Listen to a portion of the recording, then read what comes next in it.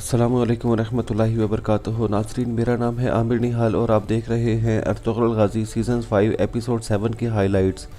नाज़रीन, इस एपिसोड के आगाज़ में उस्ताद इक्तमीर और उस्मान तलवार बना रहे होते हैं और ज़ोर ज़ोर से उस पर ज़रबे मार रहे होते हैं। इसके बाद उस्ताद इक्तमीर तलवार को ठंडा करने के बाद कहते हैं कि उस्मान, आपकी मेहनत रंग ले आई है। इस पर उस्मान कहता है, माशाअल्लाह माशाअल्लाह, ज़ुल्फ़कार से अच्छी ना तो कोई तलवार है और ना ही हज़रत अली रज़ी अल्लाह तआला अन्हो से ज़्यादा कोई बहादुर ज़मीन पर। इसके बाद उस्ताद इक्तमीर कहते हैं कि आपके वालिद साहब ने मगरिब की तरफ दरवाज़ा खोला है और इंशाअल्लाह मेरी दुआ है कि तुम इस दरवाज़े से मगरिब की तरफ बहुत सारी जगहों को फ़तह करोगे और जब तुम्हारी तलवार तैयार हो और तुम्हारे हाथ में हो तो दुनिया के अंदर इंसाफ कायम करना और ज़ालिमों को उनके जुल्म का मज़ा चखाना। दूसरी तरफ त्यूक्लियस अपने खेमे में बैठकर अपनी बेटियों के साथ खाना खा रहा होता है। इस दौरान त्यूक्लियस अपनी छोटी बेटी नेहा से कहता है कि जो हार मैंने तुम्हें दिया था वो कहाँ है। इस पर वो कोई जवाब नहीं देती। इसके बाद त्यूक्लियस दोबारा से पूछता है तो वह कहती है कि बाबा, वो हार मुझसे गुम हो गया है। मेरा ख्याल है कि जिन लोगों ने हमें पकड़ा था तो वहीं पर वो हार गुम हो गया था। इस पर त्यूक्लियस गुस्से होता है और कहता है कि तुम किस तरह से इतनी लापरवाह हो सकती हो। इसी दौरान त्यूक्लियस की तबीयत बिगड़ने लगती है और उसकी बड़ी बेटी एदोकिया कहती है, कोई बात नहीं बाबा, आप परेशान ना हो। इसके बाद नेहा कहती है कि वालिद साहब, आप मुझे हुक्म करें, क्या मैं दोबारा उसको ढूंढने के लिए जाऊं? त्यूक्लियस कहता है कि यहाँ से बाहर जाने का सोचना भी मत, खबरदार तुमने अगर कबीले से बाहर कदम निकाला।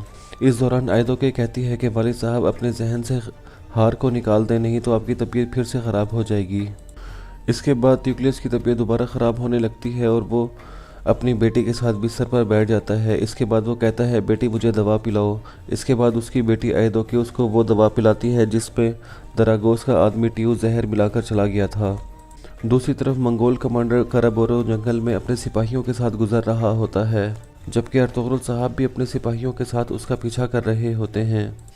इसके बाद रास्ते में मरगान उनका रास्ता रोक लेता है। इस दौरान अर्तुग़रुल साहब अपने सिपाहियों से कहते हैं कि आज के बाद मरगान हमारे साथ होगा और मुकर्ररा वक्त आने पर यह हमें बताएगा कि उसके साथ क्या हुआ।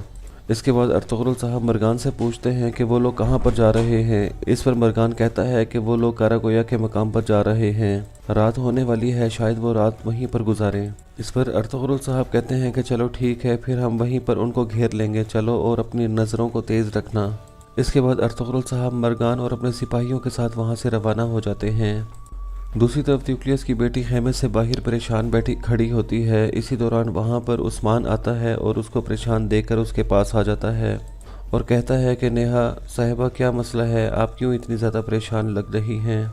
इस पर नेहा कहती है कि मैं अपने वालिद साहब की वजह से परेशान हूँ, उनकी तबीयत बहुत ज़्यादा ख़राब है और मैं एक हार की वजह से परेशान हूँ जो कि उन्होंने मुझे इमानतन दिया था और वो मैंने गुम कर दिया है। इसके बाद उस्मान कहता है कि उस गुमशुदा हार में क्या ऐसी ख़ास बात थी जो तुम्हारे वालिद साहब इतना गुस्सा कर रहे हैं? इस पर नेहा कहती है कि मुझे नहीं पता कि क्या बात है, लेकिन मेरे वालिद साहब ने हमेशा मुझे नसीहत की है कि इसको लाजमी छुपा कर रखना।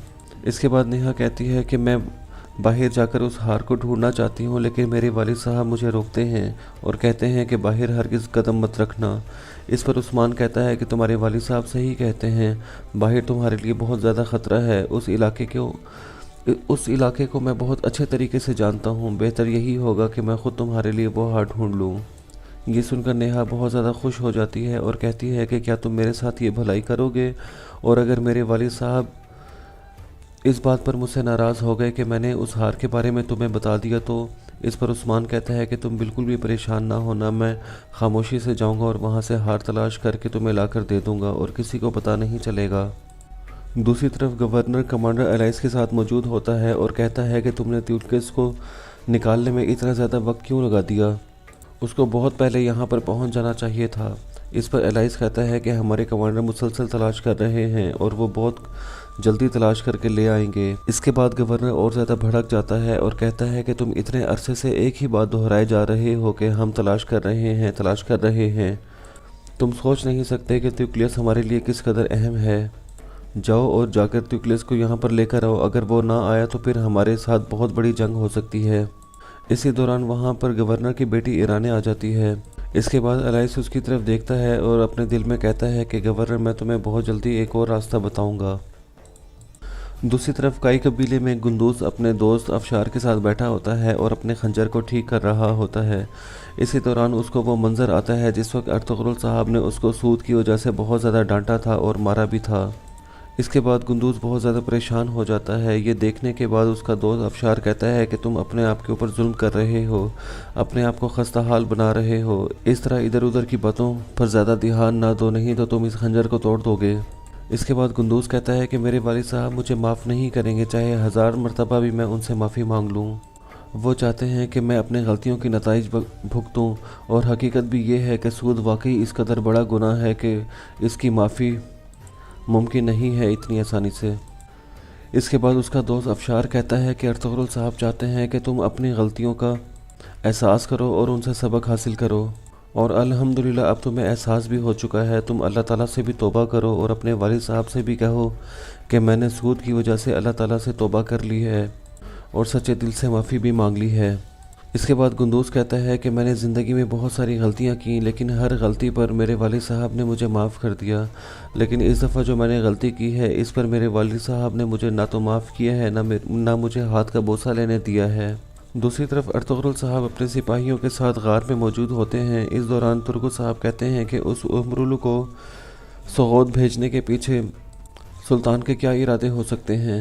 इस पर अर्तुगरुल साहब कहते हैं कि वो उनकी मदद से हमसे महसूलात इकट्ठे करने का फरीज़ा छीन लेंगे, इसके बाद वो उनको सौगौत में आबाद करेंगे। इसके बाद बामसी साहब कहते हैं कि अर्तुगरुल भाई, ये मामला सिर्फ़ और सिर्फ महसूलात का नहीं हो सकता, ज़रूर इसके पीछे और भी कोई ना कोई मामलात होंगे। इसके बाद अर्तुगरुल साहब कहते हैं कि वो उमरुलू को हमारे ख़िलाफ़ करना चाहते हैं और आहिस्ता आहिस्ता हमें घुटनों पर लाना चाहते हैं ताकि वो हमसे सरदार आला का ओहदा छीन सकें, और यहाँ तक कि वो हमें वहाँ से निकाल दें, और वो हमारी बढ़ती हुई ताकत को देखना बर्दाश्त नहीं कर सकते, इस वजह से वो हमें यहाँ से निकालना चाहते हैं। हम अनातोलिया की आखिरी उम्मीद हैं, इसी के ऊपर वो कब्ज़ा करना चाहते हैं। आग भड़क उठी है, या तो हम इस आग में जलकर राख हो जाएंगे या फिर हम इसके ख़िलाफ़ मजबूती से खड़े रहेंगे। थोड़ी देर के बाद अब्दुर्रहमान वहाँ पे आ जाता है और कहता है कि भाई, हमने उनको चारों तरफ से घेर लिया है, लेकिन 2 आदमी मंगोलों के लिबास में नहीं थे, वो वहाँ पर आए थे। ये सुनते ही मरगान कहता है कि यकीनन वो जासूस थे। इस पर अर्तुगरुल साहब कहते हैं कि लगता है कि सद्दूक हलाकू खान तक ले जाने वाले वही लोग होंगे। इस पर तुर्गुत साहब भी कहते हैं कि यकीनन वो इसी बात की मंसूबाबंदी कर रहे हैं कि वो संदूक को एक जगह से दूसरी जगह पर शिफ्ट करें ताकि किसी को उनके ऊपर शक ना हो।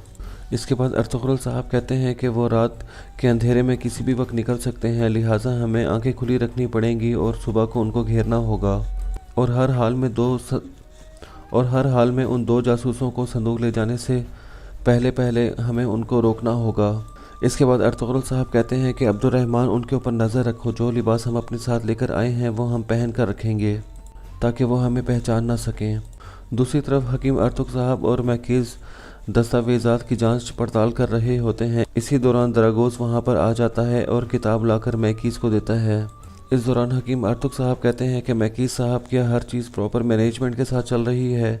इस पर मैकीज़ कहता है, हाँ जी, हर चीज़ सही तरह से और तरतीब से लिखी हुई है। तिजारत और लोगों के नाम और हर किस्म की आमदोरफ्त का सिलसिला हर रोज़ नामचे के अंदर लिखी हुई है। इस पर हकीम अर्तुग साहब कहते हैं, बहुत अच्छे, बहुत अच्छे। इसी दौरान वहाँ पर इलबिलगे खातून और अताज आ जाते हैं। उनको देखने के बाद हकीम अर्तुग साहब खड़े हो जाते हैं और कहते हैं कि ये आप किताब ले लें, इसके अंदर तमाम के तमाम मालूमात लिखी हुई हैं, और इस रोज़नामचे में रेवड़, गोदाम और हर किस्म की तिजारत के बारे में तमाम तफासील लिखी हुई हैं। इसके बाद मैकीज़ भी सौगौत बाज़ार के हवाले से तमाम के तमाम मालूमात उनको दे देता है, जबकि दरागोस सफाई करने के बहाने ये तमाम के तमाम मालूमात और ये बातें सुन रहा होता है। इसके बाद इलबिलगे खातून कहती हैं कि अर्तुगरुल साहब की ज़ाती जायदाद कितनी है और कहाँ पर है। इस पर हकीम अर्तुग साहब कहते हैं कि उनकी ज़ाती जायदाद कुछ भी नहीं है, उनकी सिर्फ़ और सिर्फ एक तलवार और एक घोड़ा है।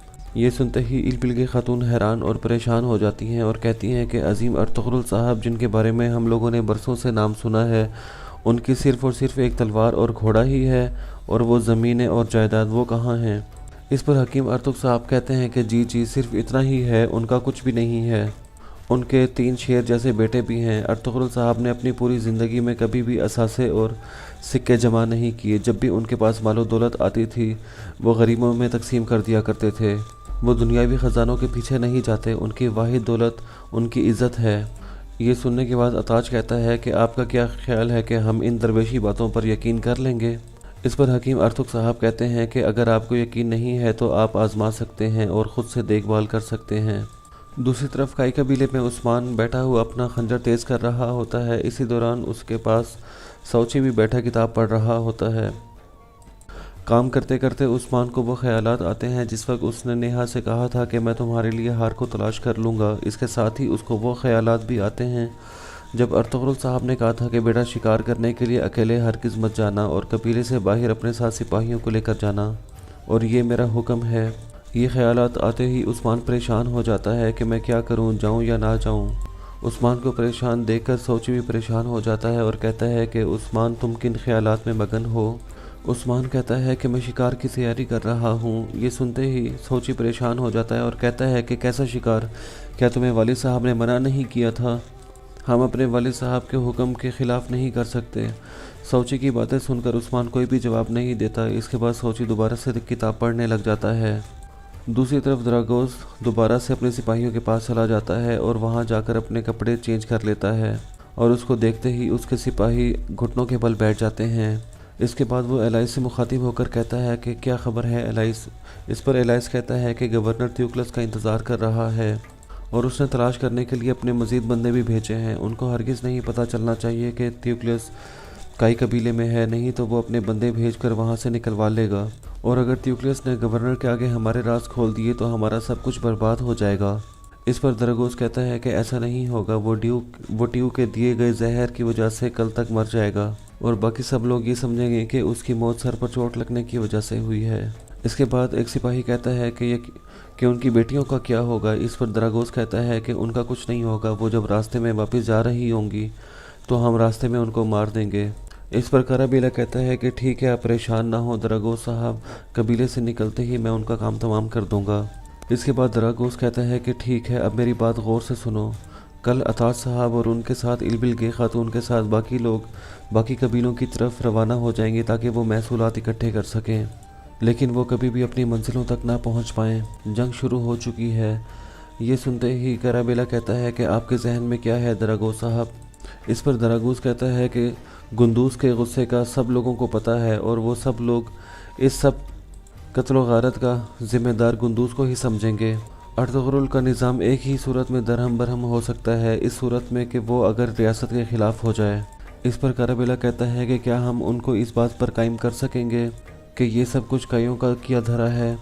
اس پر دراگوز کہتا ہے کہ ریاست کی اندرونی طاقتوں کو ارطغرل کی ضرورت نہیں ہے، لیکن اگر حکومت کے تعینات کردہ لوگ حضور عمر صاحب قتل ہو جائیں گے تو یہ چیز ہر کسی کو ارطغرل کے خلاف کر دے گی، اور کوئی ہو نہ ہو ان کی بیٹیاں اور ان کا قبیلہ لازمی اس بات پر قائل ہو جائے گا کہ گندوز نے عمر کو قتل کیا ہے، اور اسی وجہ سے ہر کوئی کائی قبیلے کے خلاف ہو جائے گا۔ یہ سننے کے بعد تمام سپاہی اپنی تلواروں کو ہوا میں لہراتے ہیں اور کہتے ہیں کہ ہم مرنے تک لڑیں گے، ہم مرنے تک لڑیں گے، اور یہیں پر اس ایپیسوڈ کا اختتام ہو جاتا ہے۔ امید ہے کہ آپ کو یہ ویڈیو پسند آئی ہوگی۔ مزید ریگولر اپڈیٹس کے لیے اسلامک سینس کو سبسکرائب کریں اور ساتھ ہی بیل آئیکن کو پریس کریں۔ السلام علیکم ورحمۃ اللہ۔